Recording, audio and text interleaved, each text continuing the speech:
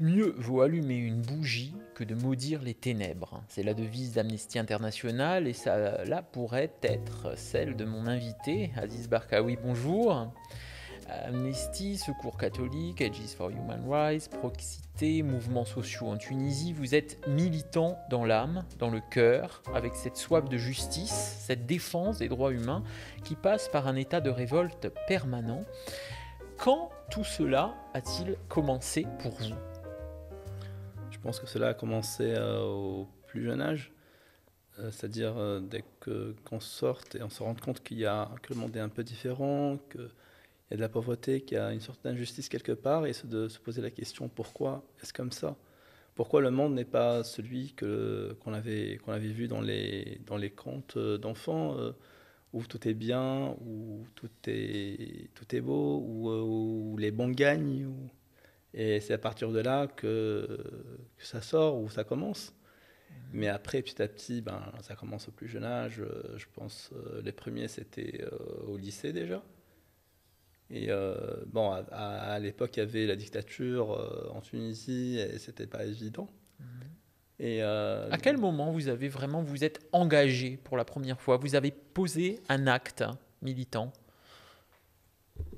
Vous vous souvenez ?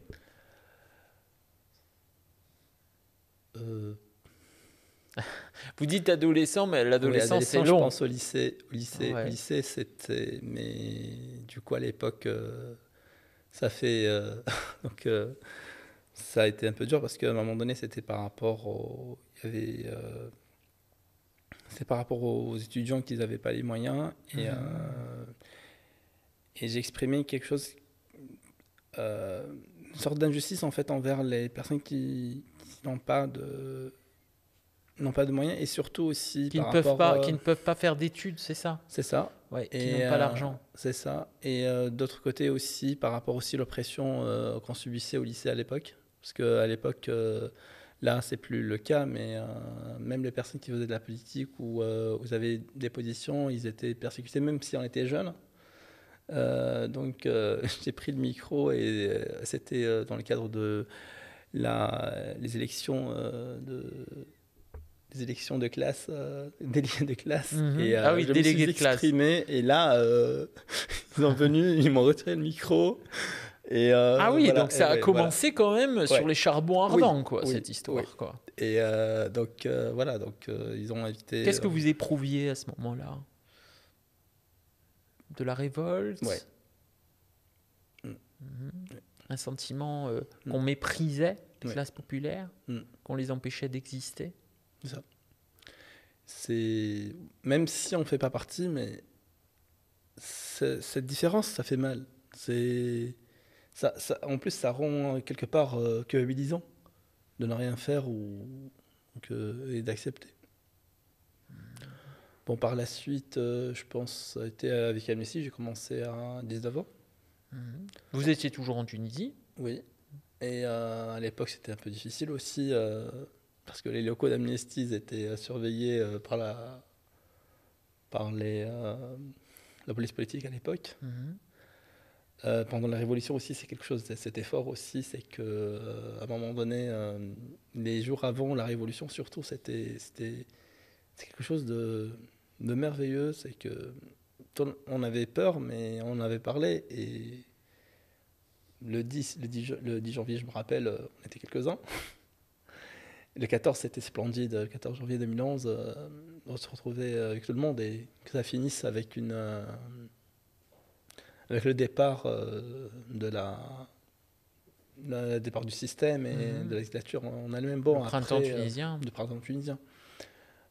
Sinon aussi avec Amnesty, où ça a été toujours intéressant parce qu'il y avait aussi le côté internationaliste, le côté humaniste aussi, c'est que on oublie toujours ce qu'on est en fait. Ce qu'on est par essence, c'est qu'on est des humains avant tout.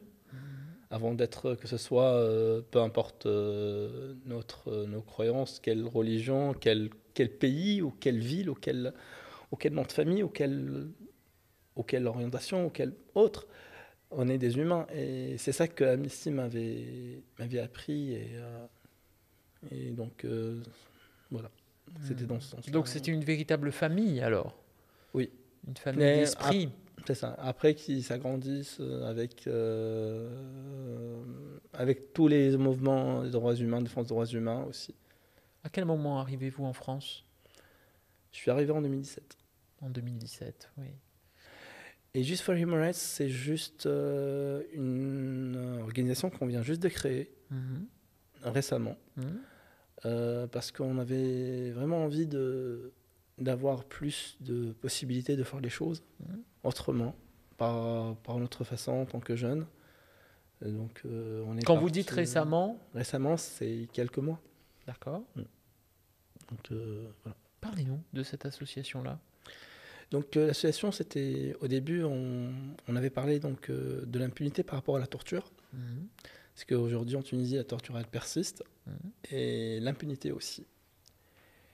Et on s'est dit, qu'est-ce qu'il faut faire pour mettre terme à ça? Et après, on a pensé aussi à tous les boucliers humains, des droits humains, ce qu'on appelle les conventions des droits humains, la Cour, la CPI, les instances internationaux. Et on s'est dit peut-être que ça pourrait être notre bouclier, que ce soit pour la Tunisie, que ce soit pour n'importe quel pays.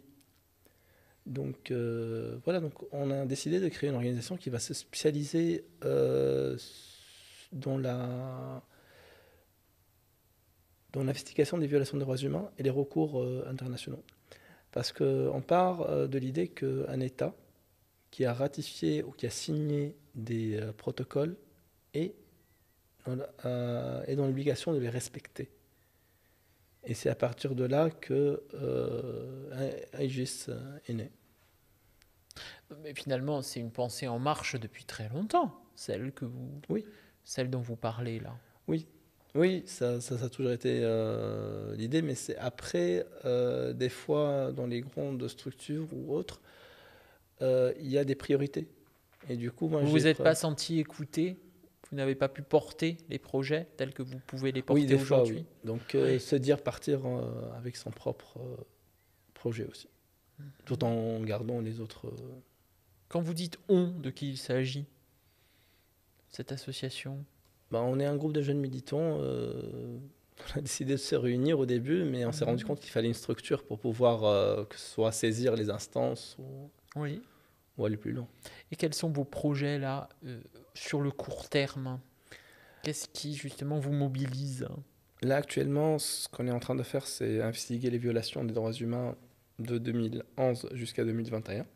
Donc aussi bien donc, au niveau de la torture, aussi bien donc, les violations à l'égard des minorités, à l'égard des femmes, et essayer par la suite de mettre en place un programme ou une approche de saisie de la justice internationale ou une sorte de mobilisation à faire autour de ces sujets-là. Qu'est-ce qui vous tient le plus à cœur aujourd'hui, Aziz Barkaoui, vous, en tant que militant? Quel événement politique vous questionne le plus, vous fait le plus souffrir peut-être aussi, parce que j'entends qu'il y a aussi beaucoup d'identification justement à ces gens qui souffrent. L'injustice en général, que ce soit sociale ou autre. Il y a beaucoup d'événements dans le monde, lequel vous percute le plus? Ça se passe en Tunisie ou bien il y a eu des rencontres aussi, depuis 2017 qui vous ont amené à vous sensibiliser pour autre chose, pour d'autres êtres? Black Lives Matter aux États-Unis, c'était aussi un événement important et très touchant aussi. Savoir qu'aujourd'hui, les États-Unis, malgré tout, malgré l'espoir que Obama avait donné et tout ça, on se retrouve encore à la case départ par rapport au racisme. Oui. Qu'est-ce que vous vous dites, vous, là, en tant que militant, depuis tant d'années? Je pense en 2021, là, actuellement, je pense là... Il y a un sentiment d'impuissance, il y a quoi? Pas impuissance, mais un dégoût, parce que se dire que là, à cette époque-là, je pense que l'humain est assez développé pour remettre en question ces ces choses-là, comme le racisme, n'a pas lieu d'exister aujourd'hui en 2021, par exemple. La discrimination, que ce soit par rapport aux minorités ou autres, n'a pas lieu d'exister en 2021. Moi, à un moment donné, je me dis, ça suffit. Dans les années 60, 70, 80, il y avait de la lutte, mais là, en 2021, l'humain doit évoluer. Donc, les questions aussi, par exemple, de l'égalité homme-femme, aussi bien en Tunisie que dans d'autres pays, ça ne doit plus être à débattre. On doit passer à l'acte. Voilà, ça ne doit plus exister cette inégalité. Il faut rompre. Et vous croyez, donc ça je reprends le début finalement de notre entretien, vous pensez qu'un jour on vivra dans un monde idéal où ces inégalités ne seront plus? Imagine. C'est ce qu'a dit John Lennon, je pense. Mais voilà. Mais je pense qu'il faut que des gens gardent cet espoir-là. Après... c'est bouleversant quand même de vous entendre dire, vous qui êtes beaucoup plus réaliste que ceux qui ne s'engagent pas dans les associations, avoir encore cet espoir. Il faut garder espoir. Et ça évolue. Ça évolue, mais ça prendra du temps. Mais je pense que ça évoluera. Bon, après, moi, je me dis toujours aussi, quand je me rappelle que John Lennon, qui a chanté Let's Give Peace a Chance, il a été mort par balle. Oui. Ça fait mal aussi. Par un fan. Par un fan. Ça, c'est... Mais après, je me dis, il faut garder espoir. Parce que ça évolue. Si on va, par exemple, en France ou dans d'autres pays, ça évolue. Et ça va évoluer encore. Ça évoluera encore. Donc, il faut garder espoir.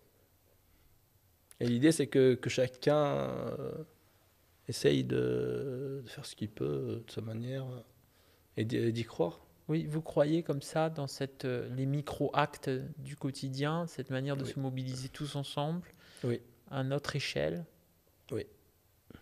Ça prendra du temps, mais oui. Vous pensez que c'est la seule alternative? Il faut qu'on s'y mette tous alors, pour forcer les portes du progrès social. Et chacun comme il peut, comme il le voit. Je pense que ça fera changer les choses. Vous avez le sentiment qu'on n'en fait pas assez, que certaines personnes restent dans peut-être cet état d'ignorance, ce sentiment d'inconséquence aussi? À quoi ça sert si moi j'apporte ma pierre à l'édifice, je suis minuscule? Vous pensez que c'est une mentalité qui entrave ce que vous êtes en train de dire, cette philosophie de l'agir? Certes, oui, mais je la trouve aussi humaine. Oui. Mais vous, comment faites-vous pour la dépasser? C'est ça quand même la question. Comment faites-vous pour aujourd'hui vous mobilisez-vous? Parce que ça m'apporte aussi... ça m'apporte de l'énergie, ça me ressource. C'est-à-dire aussi bien, par exemple, à part donc, ce qui est droits humains, mais aussi les maraudes, le secours catholique. C'est ça. Oui. Donc tout ça, ça apporte quelque chose d'immatériel, mais ça apporte aussi Donc c'est avec ça que je sais que ça m'apporte quelque chose. Certes, ça m'apporte quelque chose et une vraie énergie qui me permet de continuer, d'avancer dans ma vie professionnelle ou autre. Oui. Sans ça, vous vous sentiriez pauvre? Oui.